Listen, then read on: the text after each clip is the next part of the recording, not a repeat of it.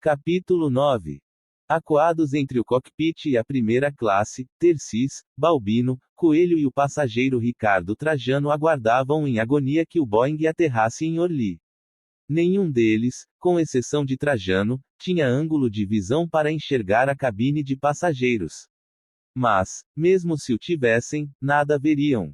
Depois de tomar conta da classe turística, a fumaça negra e pegajosa invadira a cabine da primeira. Parecia minar do teto e dos compartimentos de bagagens sobre as poltronas. Mascarenhas, que tentara alcançar as janelas de emergência, não conseguira ir muito longe e desmaiara. No toalete dianteiro, onde o navegador Heleno buscara abrigo, a fumaça quase não penetrara. Sentado no vaso sanitário, ele se limitava, em desespero, o rosto envolto no guardanapo, a esperar o avião pousar, bater ou até mesmo explodir, desfecho este cada vez mais previsível. Na cabine de comando, o chefe de equipe Galete e a comissária André, por falta de lugares, permaneciam de pé, curvados atrás dos pilotos e apoiando-se com as mãos nos encostos das poltronas dos aviadores. Eram agora 7 as pessoas no cockpit, 2 a mais do que a lotação do compartimento.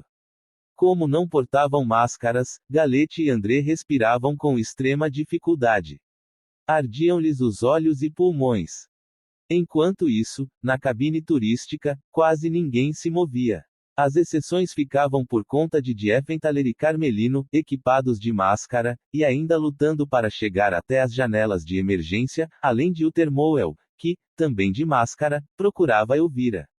Os passageiros encontravam-se fora de ação.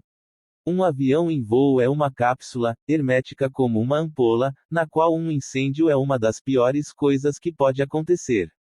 Consome o oxigênio, a carga mais preciosa que uma aeronave leva em seu bojo. No Varig 820, além de o ar estar se esgotando rapidamente, consumido pelo fogo, os gases venenosos tomavam seu lugar. Na classe turística, alguns passageiros, próximos à cauda, começavam a morrer.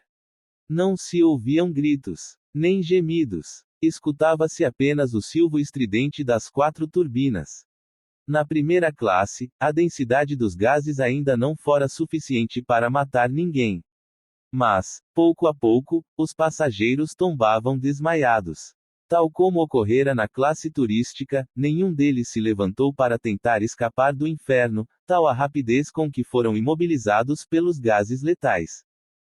Perto da galei dianteira, Balbino se desesperava. Ao seu lado, Tercis, cuidando de manter a cabeça baixa, procurava manter o autodomínio enquanto apertava o pano molhado contra o rosto. Ricardo Trajano tinha certeza de que ia morrer. Já não enxergava nem as próprias mãos, nas quais podia sentir a borra desprendida pela fumaça. Mas, surpreendentemente, conformara-se. Mantinha-se calmo. Os pais, a irmã, os parentes e amigos começaram a desfilar por sua mente, enquanto ela se apagava. Pôde ver sua vida em reprise, como num videotape acelerado.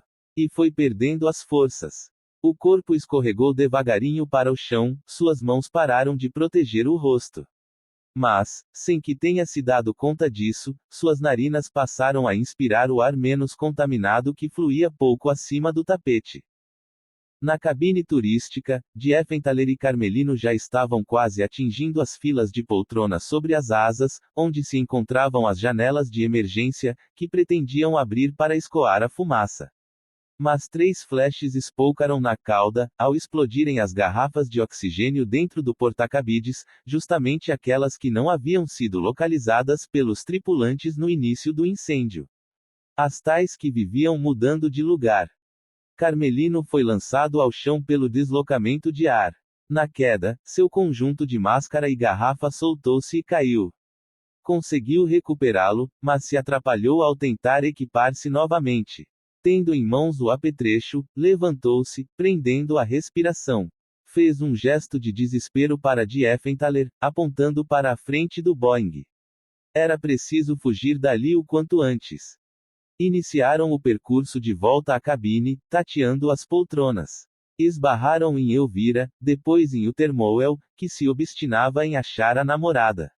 Atravessaram a primeira classe. Sem respirar, Carmelino sentia o pulmão prestes a explodir.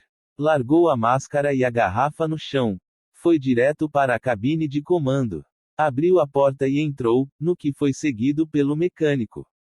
No cockpit, o comandante Gilberto se assustou ao ver entrar mais gente. Fecha a porta, tranca, tranca. Não entra mais ninguém. Fecha isso aí, berrou, olhando para trás por sobre o ombro esquerdo. Se todo mundo resolvesse ir para a cabine de comando, seria impossível pilotar o avião. Diefenthaler encarregou-se de trancar a porta. Eram agora 9 os tripulantes dentro do cockpit, 5 sentados em seus postos, com os cintos afaivelados, e 4 de pé, sem nenhum tipo de proteção. Se o 820 porventura fizesse um pouso acidentado em Orly, com uma desaceleração súbita, os que estavam de pé se chocariam com os colegas sentados à frente. Embora uns mais e outros menos, 13 dos 17 tripulantes do RG-820 haviam conseguido se refugiar da fumaça, 9 na cabine de comando, 3 na área da galei dianteira e 1 no banheiro da primeira classe. Restaram apenas 4 na cabine de passageiros, o Termoel, Elvira, Hannelore e Mascarenhas, todos desacordados. Se a maioria dos tripulantes ainda lutava para sair com vida, os passageiros, exceto Trajano, encontravam-se em seus lugares, abandonados, à mercê do salve-se quem puder que imperava a bordo do Varig 820. Mas, mesmo no cockpit, a situação tornava-se insustentável. Como a porta já fora aberta muitas vezes, entrara muita fumaça. Os que se encontravam sem máscaras começavam a sentir seus efeitos. Os pilotos já não conseguiam ver os instrumentos. E mais fumaça continuava penetrando, agora pela fresta inferior da porta, oleosa, viscosa.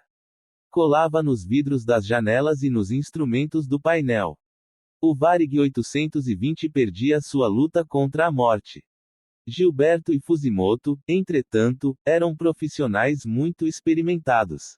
Voavam desde a época dos Douglas DC-3, pequenos bimotores de asa baixa e trem de pouso convencional, que, após o fim da Segunda Guerra Mundial, as companhias aéreas brasileiras haviam adquirido às dúzias, como sobras de guerra.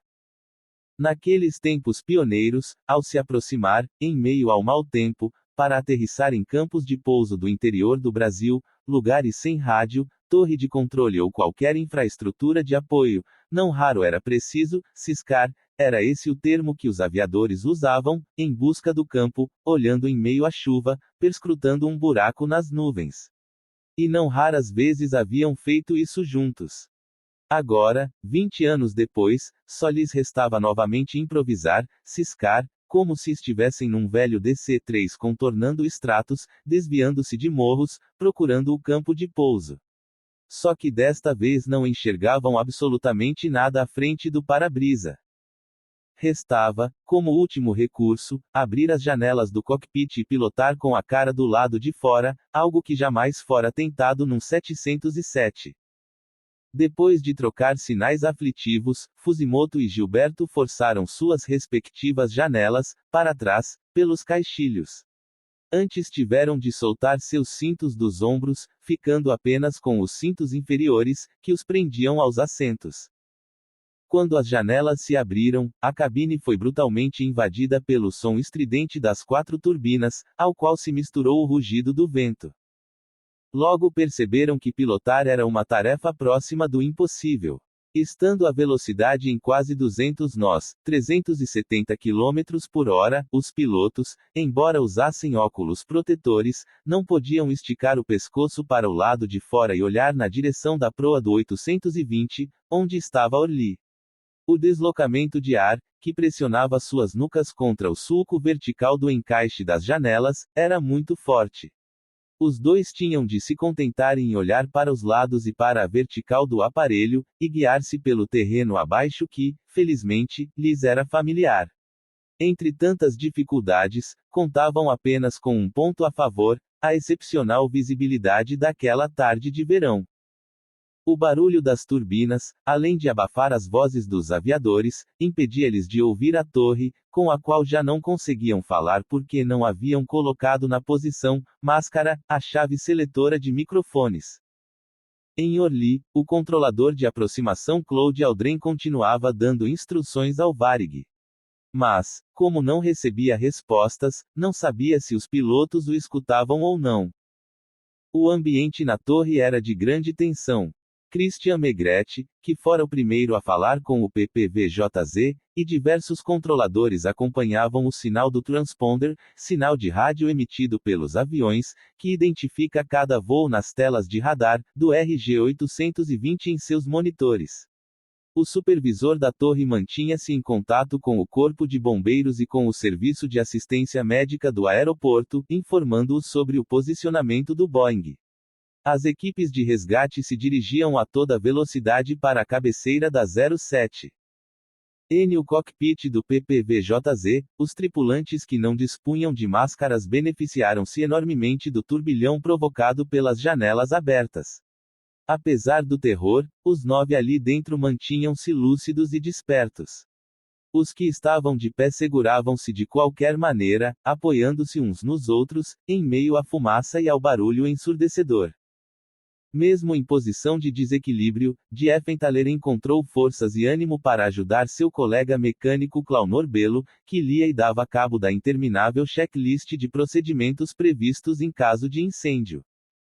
Era preciso cuidar dos relés de linha e de acoplamento, do bus essencial, do interruptor da bateria, de dezenas de disjuntores, desligar o condicionamento de ar, operar as válvulas de recuperação do empuxo, cortar os ventiladores de ar individuais, cuidar dos turbocompressores, das válvulas de isolamento dos tanques, cada motor e cada tanque em sua vez, e de diversas outras providências.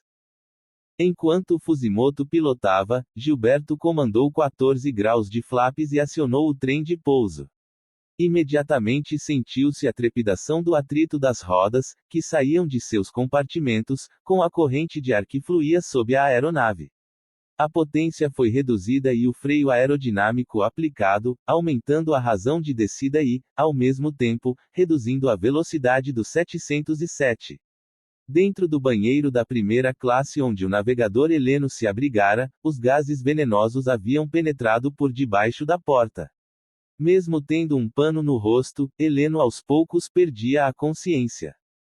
A abertura das janelas do cockpit fora benéfica aos tripulantes que estavam na galeia e junto à porta principal, assim como a Trajano. Passou a correr um pouco de ar pela fresta da porta da cabine de comando, ventilando o ambiente.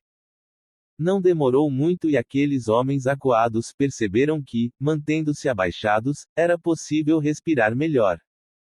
Mas Balbino perdera as esperanças de escapar com vida. Tirou o pano do rosto e começou a chorar. E a gritar. Não vai dar tempo, nós vamos morrer. Um deles berrou. Calma, pega seu pano, bota no rosto. Nós vamos morrer, todos queimados, Balbino voltou a gritar. E desafaivelo o cinto, levantou-se, ergueu a cabeça em meio à fumaça. Senta, senta, disse um outro. Sérgio Balbino jamais respondeu.